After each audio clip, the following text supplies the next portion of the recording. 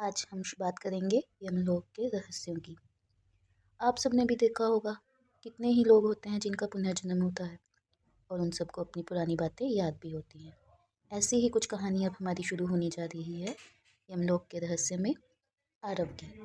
आरव अब 10 साल का हो चुका है, लेकिन पिछले कुछ महीनों से उसकी आंखें अक्सर खो जाती थी, जैसे वो किसी और दुनिया को देख रहा हो। उसे रात में एक ही सपना आता, एक पुराना घर, टूटी लकड़ी का दरवाज़ा और आग की लपटें। हर बार वो चीख उठता, मुझे बचाओ, लेकिन कोई नहीं जानता था कि वो किसे बुला रहा है। एक दिन स्कूल से लौटते समय आरव अचानक रास्ते से हटकर जंगल की ओर चल पड़ा।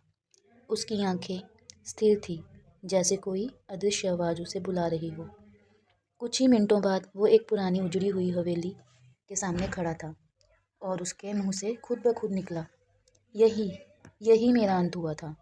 उसके माता पिता जो उसके साथ थे घबरा गए, लेकिन आरव की आवाज़ बदली हुई थी। उसमें एक परिपक्वता थी, एक दर्द था।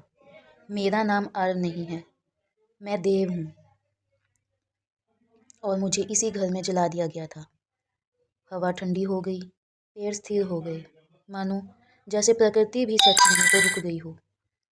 उसी क्षण हवेली के बाहर एक परछाई बाहर आई, जैसे कोई पुरानी याद सामने आ गई हो। एक रूप लेकर खड़ी हुई थी। आरव धीरे से बोला, तुम मेरे बड़े भाई हो, जिसने मुझे मार दिया था। परछाई कांपने लगी और फिर हवा में घुल गई। उसी पल आरव गिर पड़ा, जैसे किसी भारी बोझ से मुक्त हो गया हो।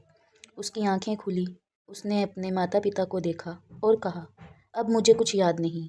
उसके चेहरे पर शांति थी, पिछले जन्म का बोझ उतर चुका था, जैसे कोई बहुत बड़ा बोझ लेकर उसकी आत्मा इस धरती पर आई हो।